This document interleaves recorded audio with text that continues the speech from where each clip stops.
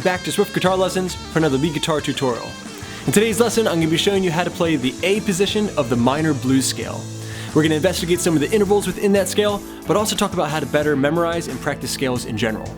From there, we have the lick of the week, very cool blues rock phrase that utilizes double string bends, pull-offs, and heavy vibrato. Got all the tabs available for you as usual at patreon.com/swiftlessons, where if you support the channel for just $1 a month, you gain access to tons of specialized resources. Now, let's get started with your lesson. Okay, a closer look at the fretboard, getting started with segment 1 of this lesson, the A minor blues scale in A position. This is where our lick of the week is going to be coming from. As I've covered in some of my previous lessons, chords and scale patterns can be played in 5 different positions on the fretboard. This is called caged theory. If you're interested in being able to play all over the fretboard, being able to play your pentatonics up and down the fretboard, then I suggest that you click on the card in the top corner for a full lesson on that subject. Now, let's get started with that scale. It's going to sound like this.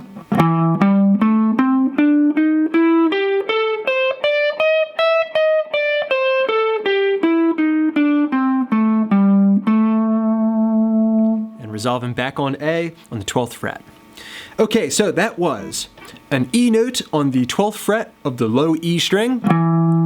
Stretching our pinky up to the 15th fret, that's a G note. Next, we're going to be playing 12, 15 on the A string as well. That's A and C. So far you have. Okay, then on to the D string, we're going to play 12, 13, 14, D, E flat, and E. Alright, the beginners out there, master what you have so far. Okay, next we're going to the G string. We're going to play 12, 14, that's G and A. On to the B string, we have 13, 15, 16. Alright, that's C, D, and E flat. And then we have 12, 15 on the high E string, E and G again. Okay, so now you've been introduced to the scale. It's going to require a lot of slow, patient, and focused repetition to get it down. Here are some tips to better practice and memorize your scales. The first is what I mentioned already, practicing it piecemeal, 3 strings at a time. Just to memorize it, okay? Get ascending first. Alternate picking, then practice descending. And do the same thing for the high strings. Okay, some other tips would include practicing the scale at a very slow tempo, but using a metronome to kind of gauge your progress. Start off maybe 50, 60 beats per minute, and over the couple of days of practice, gradually getting faster, you'll be very, very surprised by how quick you'll be able to get it. Alright, tip number 3 would be to memorize the note names. This is huge. You'll want to get those note names down. Remember, we talked about it. E, G, A, C, D, E flat, E, G, A, C, D, E flat, E, and G. Okay, get that forward and backward.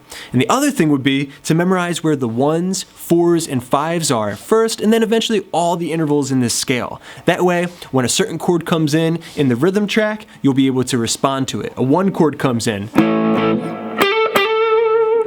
A 4 chord comes in. A 5 chord comes in.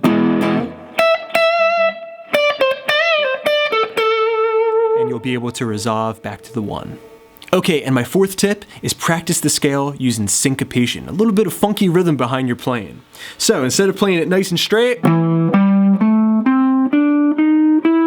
practice it with a little bit of a groove. And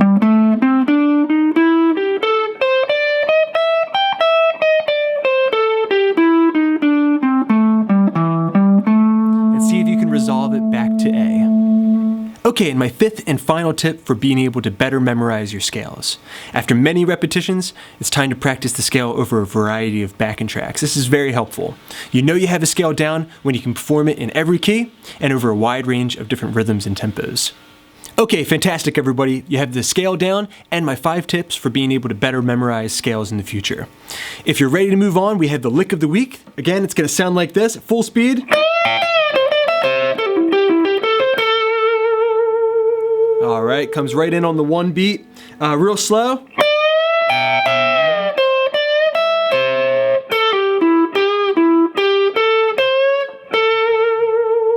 Okay, zeroing in on the 12th fret position, we're starting with this really nice double bend, sometimes called a harmony bend.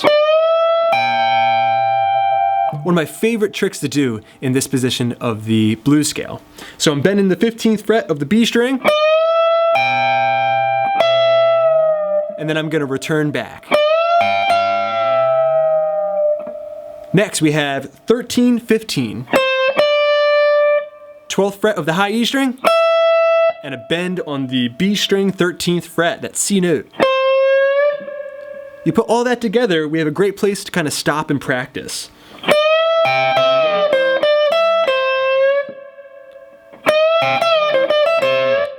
That's a great lick in itself. If you can get those two notes to ring past each other, it has a great sound to it. Alright, then the second half of the lick.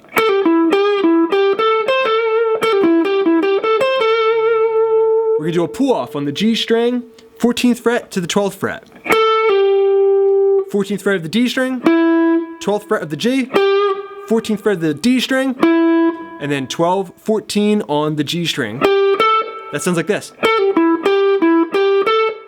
One more time. Then we're going to go back to that C note on the B string 13th fret, bend it up, and go to the 14th fret G string for some heavy vibrato. Alright, so that second half again. With part number 1.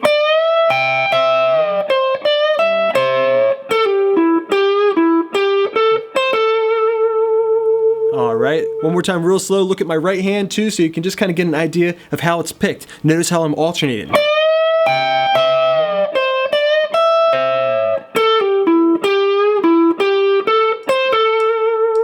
Just like that.